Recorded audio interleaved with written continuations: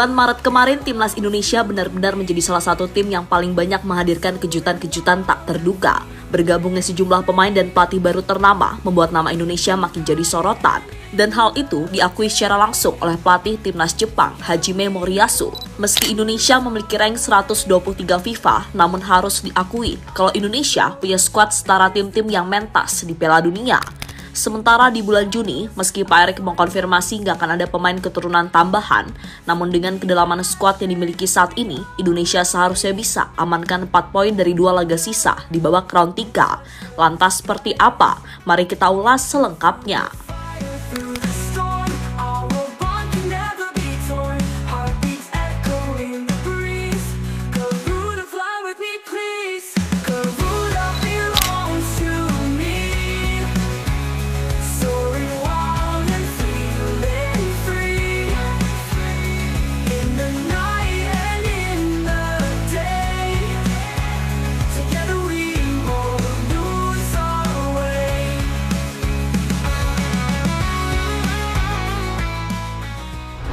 Patrick Kluivert, Alex Pastoor, Danny Lanzat, dan Gerald Vandenberg sepertinya mulai menemukan kerangka tim yang tepat untuk menyambut laga melawan Cina dan Jepang.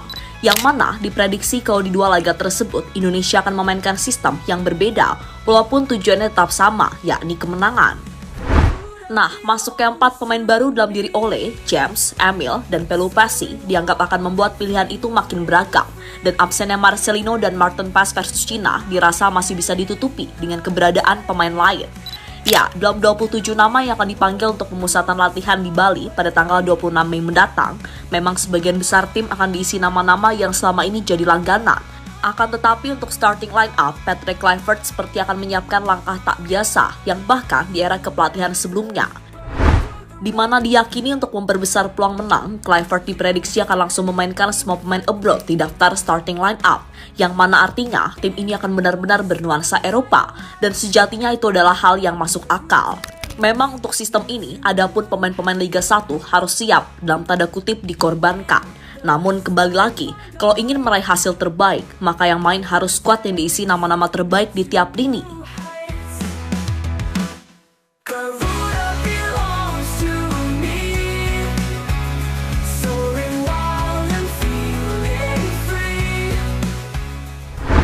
Ya, mengacu pada formasi andalan Kluivert yang identik dengan 4-3-3, maka itu sangat ideal bila diisi nama-nama pemain abroad. Untuk pos kiper kemungkinan besar akan diserahkan ke Emil Audero karena Martin Paes absen karena akumulasi kartu. Kemudian untuk 4 back di belakang, nama Jay Itzas, Mads Hilgers, Calvin Verdonk, dan Kevin Dix. Lalu ada si anak hilang Elkan Bagot yang sudah tiba di Bali terlebih dahulu. Lalu 3 di tengah, Joe Pelupessy, Ivan Jenner, dan Tom Haye tentu saja adalah kombinasi terbaik. Nah, untuk pos 3 penyerang, ada kemungkinan Dean James akan didorong sebagai winger sebelah kiri dan bisa gantian dengan Ragnar Oratmangun. Sedangkan di sayap kanan, bisa jadi nama Eleno Reinders adalah yang dipakai di sana. Dan oleh Romeni ditugaskan sebagai ujung tombak. Setelah 2 laga terakhir tampil cukup apik dengan 2 gol. Tentu mereka bukan tipe pemain statis, di mana artinya mereka bisa saling bertukar posisi secara alami untuk menciptakan sebuah kombinasi.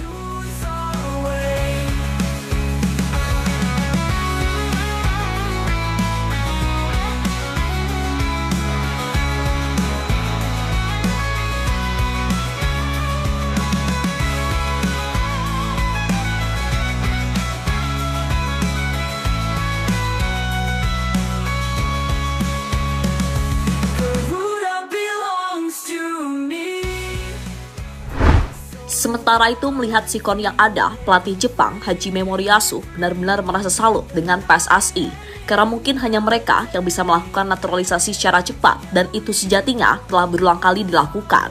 Dan Moriyasu sebagaimana dikutip dari Football Channel merasa kalau feelingnya soal Indonesia akan jadi tim yang menemani Jepang adalah benar adanya, di mana keyakinan itu bertambah kuat setelah melihat beragam dinamika perubahan yang dilakukan PSSI. Mulai dari penunjukan tim pelatih baru, lalu penunjukan Jordi Cruyff sebagai penasihat teknis, dan udah pasti soal naturalisasi.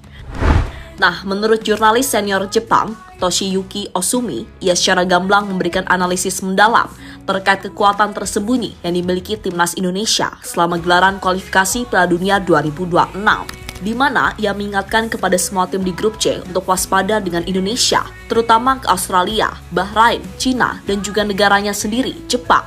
Menurutnya, timnas Indonesia menjadi tim dengan perkembangan yang paling cepat di Asia.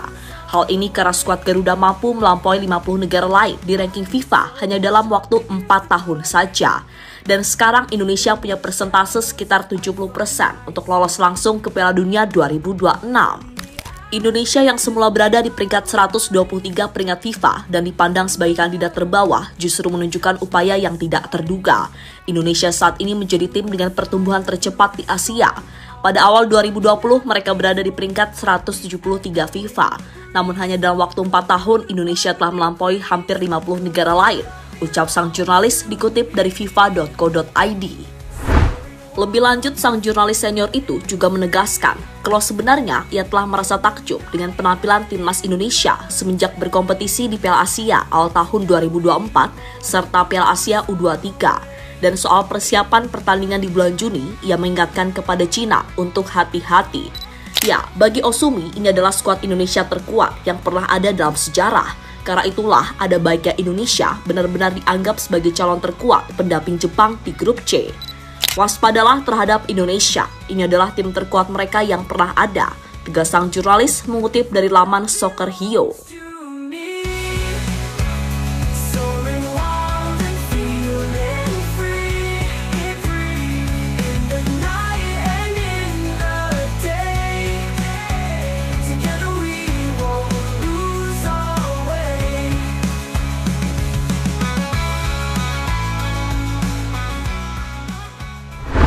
Indonesia setara tim-tim di Piala Dunia.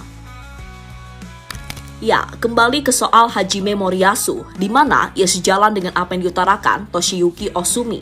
Baginya, timnas Indonesia memang layak disebut sebagai salah satu tim di Asia yang kemajuannya sangat terasa, dan dia melihat tim ini sebagai ancaman yang harus dihadapi dengan persiapan matang. Untuk itu, ia seperti memberi warning khusus kepada Cina yang bagaimanapun akan merasakan gimana gilanya atmosfer GBK, dan Bahrain serta Arab Saudi sudah merasakannya secara langsung. Timnas Indonesia adalah salah satu negara yang benar-benar membuat kemajuan besar dan semakin kuat seperti belum pernah terjadi sebelumnya.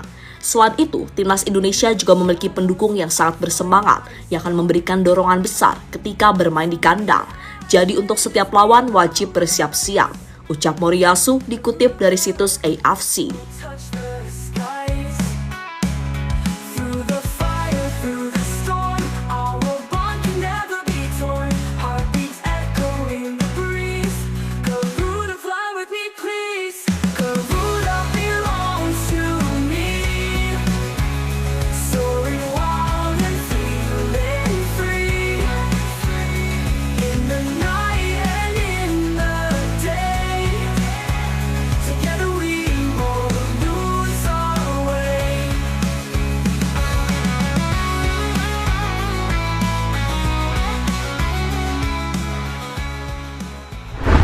Kluivert siap berikan kejutan di bulan Juni.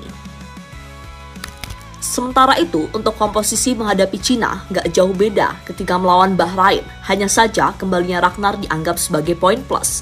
Karena Ragnar di klub ini lebih sering ditempatkan sebagai free roll dan perform, maka bisa jadi hal itu juga bisa dimaksimalkan oleh Kluivert. Lantas siapa dong yang diganti? Bisa jadi adalah Ivan dan Tom digeser mundur dikit membentuk double pivot bareng Pelupasi. Nah, dengan skema 4-2-3-1, harusnya kreativitas untuk bongkar pertahanan Bahrain yang sangat ngandelin otot bisa lebih cair, dan Mimin percaya tim pelatih udah nganalisis gimana tim modelan kayak Bahrain ini main. Long ball, spam crossing, main fisik, dan pastinya guling-guling. Ya, di atas kertas, peluang Indonesia untuk meraih 4 poin harusnya bisa. Menghadapi Cina di depan puluhan ribu fans sendiri, Indonesia harus bisa amankan 3 poin. Lalu melawan Jepang harusnya bisa amankan 1 poin, apalagi Jepang sudah memastikan diri lolos dan kemungkinan akan menggunakan skuad lapis ketika menjamu Indonesia. Tapi perlu diingat, Jepang tetaplah Jepang. Tim lapis mereka tetap saja punya kualitas yang tak bisa diremehkan.